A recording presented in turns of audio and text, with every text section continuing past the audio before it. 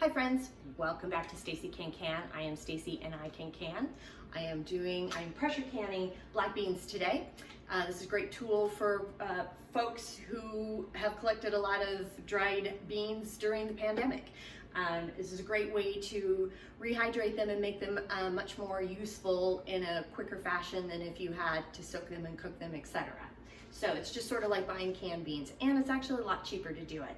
So what you need tool-wise is you need your funnel, you need your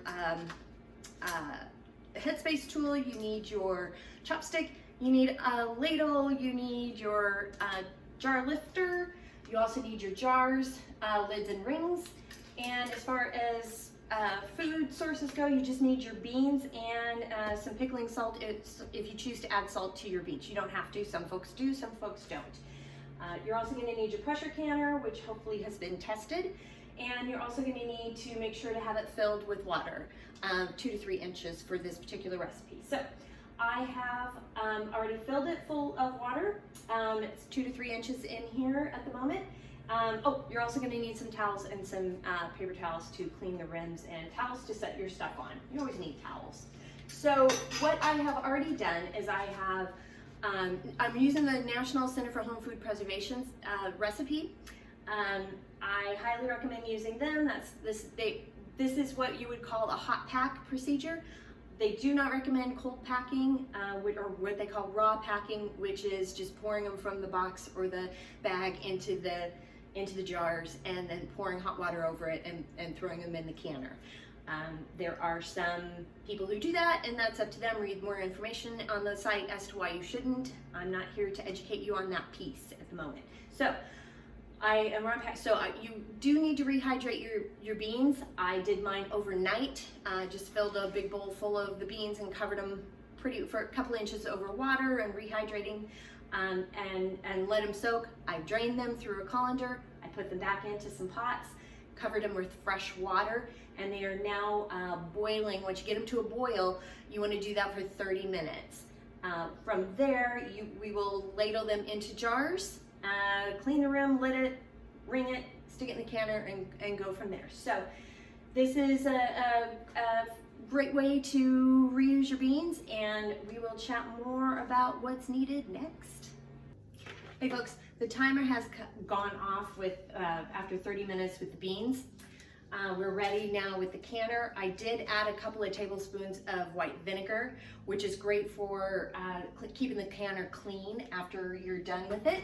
I have also heated the jars up. I stuck them in the oven on low just to keep them warm, because it's not great to put something hot into a cold jar. You can crack the jar and compromise it. So we're going to get ready to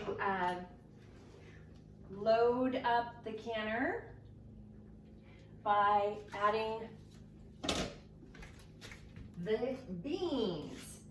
So you're just going to quickly, you want to ladle the beans and giving it a 1-inch headspace. So you're going to use it with not only the beans, but the bean water too. So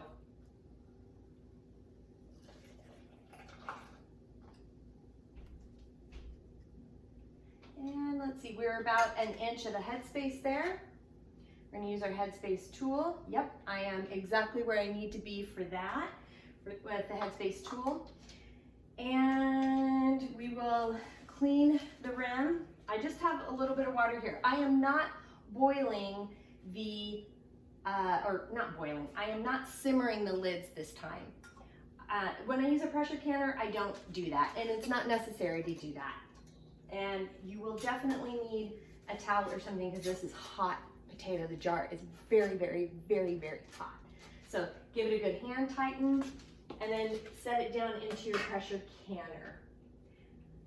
And then we shall repeat.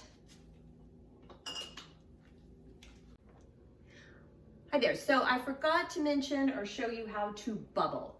So I filled the jar, I checked the headspace, got my chopstick, and I'm scraping around the edge of the jar. It's kind of hard. I use an up and down motion. It's hard to scrape around the edges like so, because the food stuff gets in the way. I also like to give it a little tap just a little quick tap tap.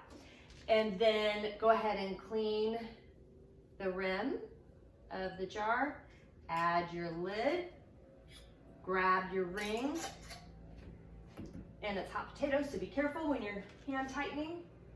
Place it in a canner, and that is bubbling.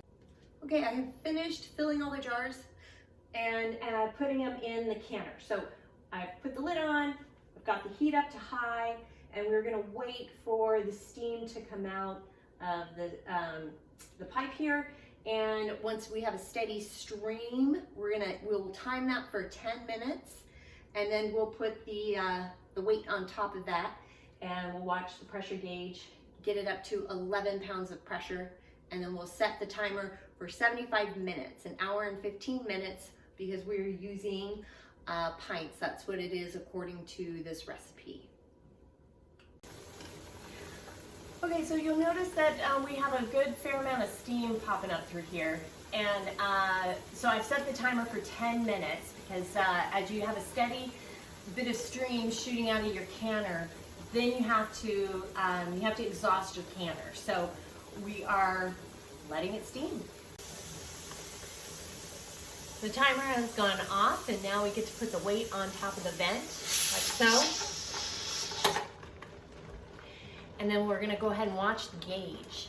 And for this recipe and for a gauged pressure counter like I have, we have to let it get up to 11 pounds of pressure. And once it gets 11 pounds of pressure, we'll set the timer for 75 minutes.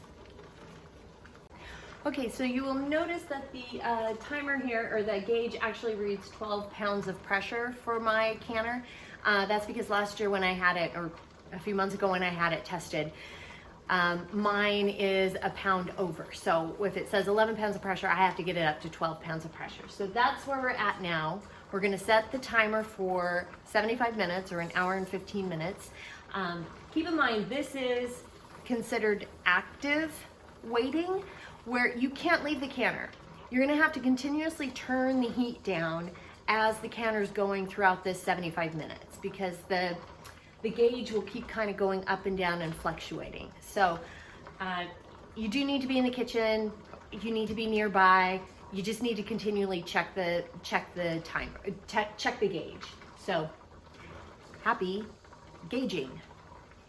So the timer went off, the hour and 15 minutes, or 75 minutes, for the canner. So I've cut the heat, and now we're gonna wait for it to cool. We're gonna wait for the gauge to go to 0. You do not want to force cool it. You don't want to put fans on it, any of that ridiculousness. You need to let it cool on its own, and that can take some time. So just be prepared. And when it's done, then that's when you can take the weight off. Leave the weight on here until it is completely cooled. And then after that, we'll pull the jars out. Hello, so the timer is done, which is very exciting. So I'm gonna go ahead and remove the weight from the vent. It shouldn't make any noise. And you're gonna need your hot pads for this. So make sure to grab your hot pads and gently twist it, and make sure to open the canner lid away from your face. Check out that steam. There we go.